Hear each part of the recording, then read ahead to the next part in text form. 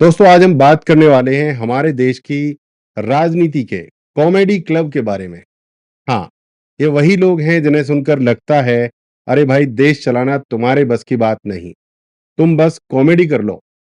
कपिल शर्मा भी डर जाएगा। नाम सुन लो, राहुल गांधी, आदित्य ठाकरे, तेजस्वी यादव, अखिलेश यादव। मतलब ये लोग अगर एक साथ शो करें तो नेटफ्लिक्स उसका नाम रखे पप्पू स्टैंड अप स्पेशल। पर दिक्कत ये है, इनकी कॉमेडी स्टेज पर नहीं, हमारी राजनीति और हिंदू समाज पर होती है। सबसे पहले बात करते हैं पप्पुओं के राजा राहुल गांधी के सर्कस की। सबसे पहले आते हैं हमारे इंटरनेशनल लेवल के पप्पू, राहुल गांधी। इनके बयान सुनकर लगता है कि इनकी ट्रेनिंग नर्सरी के बच्चों के साथ हुई है। आलू से सोना बनाएंगे, शिकंजी बिजनेस से रोजगार बनेगा, युवाओं को जुपिटर पे जॉब मिलेगी, और कभी बोलते हैं सूट बूट की सरकार है। अब भाई, आलू से सोना बनेगा तो छत्तीसगढ़ के फार्मर गोल्ड स्मिथ बन जाएंगे क्या? और जुपिटर पर जॉब मिलेगी तो पहले वहां का रेंट और राशन कौन देगा? राहुल जी का एक एक बयान बीजेपी के लिए फ्री का इलेक्शन कैंपेन है। सच बोलूं तो राहुल गांधी बीजेपी के ब्रांड एम्बेसडर हैं। इनका एक ही नारा होना चाहिए, जो बोले राहुल वही हो बीजेपी का भला। जैसे ही राहुल गांधी कुछ बोलते हैं, बीजेपी के वोट बढ़ जाते हैं। नंबर 2 पे आते हैं हमारे आदित्य ठाकरे। ये हैं बॉलीवुड पॉलिटिशियन, उद्धव ठाकरे जी के लाडले बेटे आदित्य ठाकरे। ये पॉलिटिक्स में ऐसे आए जैसे करण जौहर ने ऑडिशन लिया हो, student of the year, politician edition. इनका डेवलपमेंट मॉडल सुन लो, बीच क्लीनिंग से विकास हो जाएगा। अब भाई, बीच साफ करने से डेवलपमेंट होता है तो जापान और अमेरिका में डस्टबिन कंपनी ही सुपर पावर होती। इनकी हिपोक्रेसी देखो, दिवाली क्रैकर से पॉल्यूशन होता है, लेकिन बॉलीवुड रेप पार्टीज में ड्रग से ऑक्सीजन निकलता है। शिवसेना जिसका डीएनए हिंदुत्व था, आदित्य ने उसको बना दिया डीजे नाइट सेना।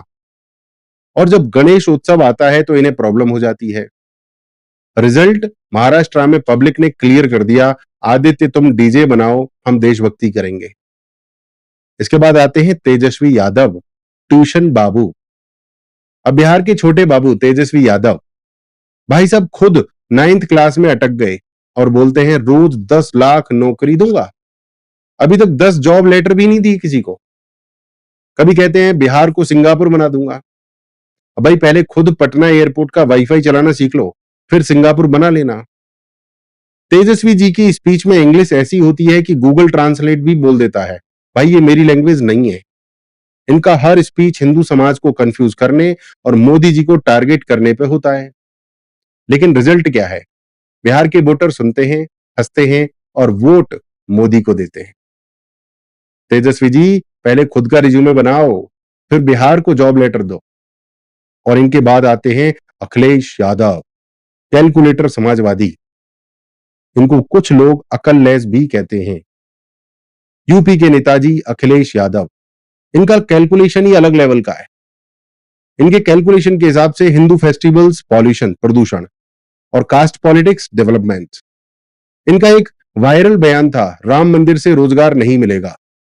अब भाई, रोजगार देना तुम्हारी जिम्मेदारी है, राम मंदिर बनाना हमारी आस्था है। और जहां तक रोजगार की बात है, राम मंदिर ने करोड़ों रोजगार खड़े कर दिए। और जब ये इलेक्शन हार जाते हैं तो एक नारा लगाते हैं, ईवीएम खराब है, ईवीएम खराब थी। अरे भाई, तुम्हारी सोच खराब है, ईवीएम नहीं।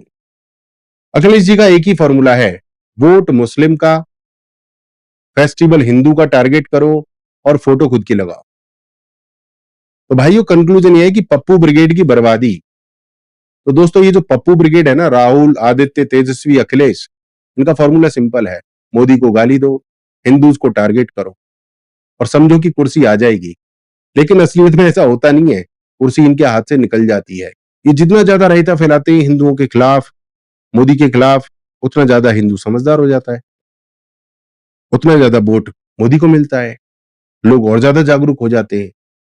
मैं तो बड़ा प्रसन्न हूं इस पप्पू ब्रिगेड से कि ये लोग इसी तरीके से घटिया, बेहुदा, थर्ड क्लास डायलॉग करते रहें और देश हमारा जागरूक होता रहे, तरक्की करता रहे। और कैसी लगी आपको ये पप्पू ब्रिगेड की एक छोटी सी रोस्ट वीडियो कमेंट करके जरूर बताइए, चैनल को सब्सक्राइब कीजिए। इसी के साथ जय सनातन, वंदे मातरम।